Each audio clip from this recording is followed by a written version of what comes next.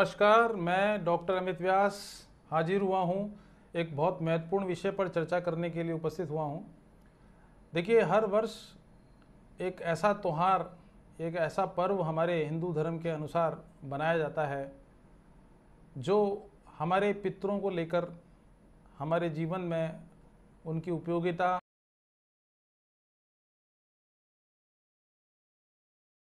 उनका हमारे जीवन पर आशीर्वाद, इन सभी बातों को ध्यान में रखते हुए श्राद्ध पक्ष का आयोजन होता है। और हर साल श्राद्ध पक्ष जो है वो पूर्णिमा से लेकर अमावस्या तक के बीच मनाए जाते हैं। जहाँ तक सवाल है, सितंबर माह के अंतर्गत कल दिनांक 10 सितंबर 2022 को हमारे श्राद्ध पक्ष प्रारंभ होने जा रहा है। और ये श्राद्ध पक्ष निश्चित रूप से हमारे पूर्वजों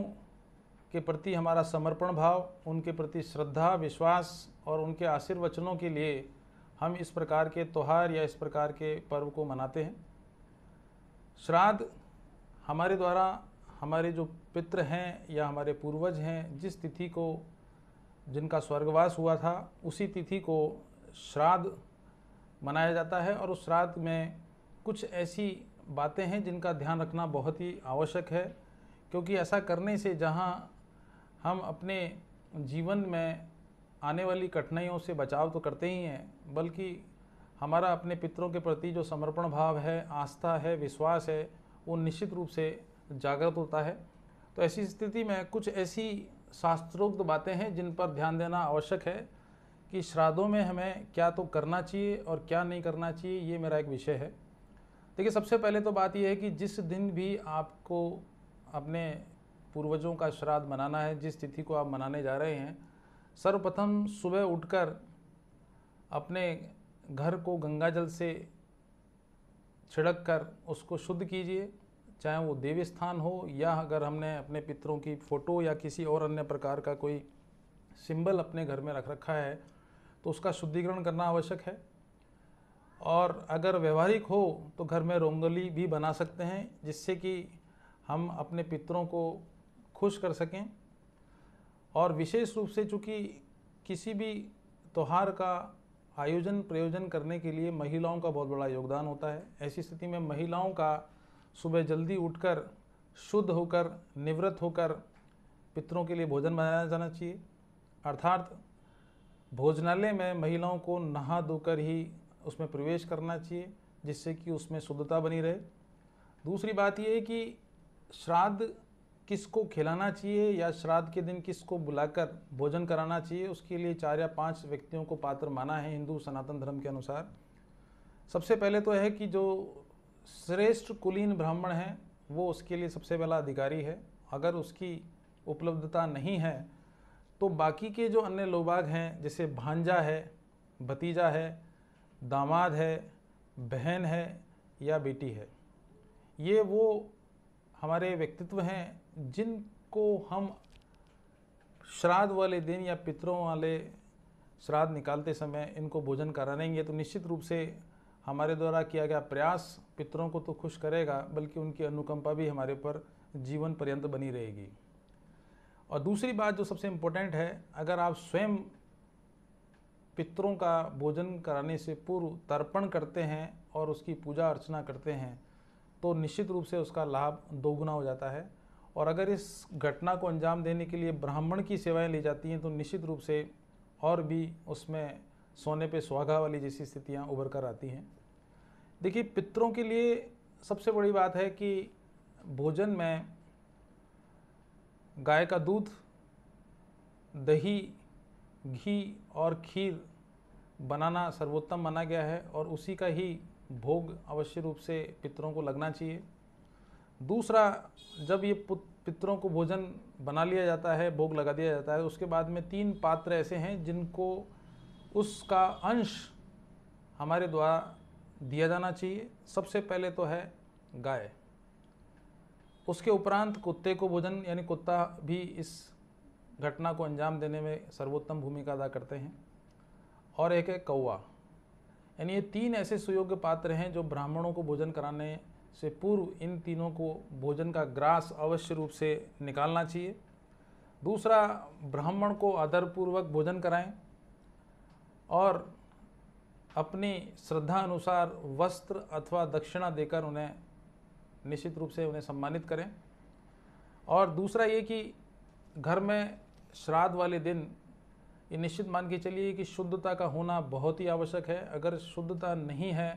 तो आपके द्वारा किए गए पितरों का तर्पण, पूजा पाठ, भोजन इत्यादि सब निरर्थक सिद्ध होगा। इसलिए शुद्धता के प्रति विशेष रूप से आपको सावचेत रहने की आवश्यकता है। देखिए, किन्हीं अपरिहार्य कारणों से अगर आप व्यवहारिक रूप से पितरों को श्राद्ध देने में या उनका तर्पण करने में असमर्थ हैं तो देखिए, आजकल किसी सुयोग्य ब्राह्मण को दक्षिणा देकर आप इन सभी कार्यों को संपन्न आसानी से करा सकते हैं, क्योंकि कुछ चीज़ें हमारे जीवन में व्यवहारिक रूप से हमारे लिए अवरोध का कारण बनती हैं। और जो नौकरी पेशा व्यक्ति हैं, या यूँ कह लीजिए कि हमारी जीवन शैली इतनी तेज़ी से हो गई है, वहाँ पर कहीं ना कहीं इस प्रकार की घटनाओं को अंजाम देने में कई प्रकार की समस्याओं का सामना करना पड़ता है। तो ऑल्टरनेट्स अगर हैं या ऑल्टरनेट्स को अगर आप अडॉप्ट करते हैं तो भी आपको पितरों का लाभ, पितरों की ओर से आशीर्वाद हमको अवश्य रूप से मिलेगा। देखिए, हिंदू धर्म में गाय को बहुत विशेष महत्व दिया गया है और मैं पिछले कई वीडियोस में एस्ट्रोलॉजी के पॉइंट ऑफ व्यू से गायों को चारा खिलाना, गाय को गुड़ खिलाना या और अन्य प्रकार का कोई भोजन इत्यादि गाय को खिलाने से हमें निश्चित रूप से 9 ग्रहों के तो लाभ मिलते ही हैं, बल्कि एक सबसे बहुत विशेष बात जो मैं बताना चाहूँगा वो ये कि गाय को भोजन कराने से जहाँ हम एक जानवर को भोजन कराने में अपनी भूमिका अदा करते हैं, वहीं दूसरी ओर हिंदू सनातन धर्म के अनुसार गाय को भोजन कराने से हम अपनी संपूर्ण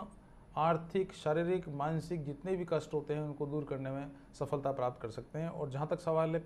श्राद्धों का, तो श्राद्धों में गाय, कौवा और कुत्ता, ये 3 ऐसे कैरेक्टर हैं, ऐसे व्यक्तित्व हैं जिनका भोजन का ग्रास अवश्य रूप से ज़रूर निकालना चाहिए। और हो सके तो आप इन पूरे श्राद्धों के दिन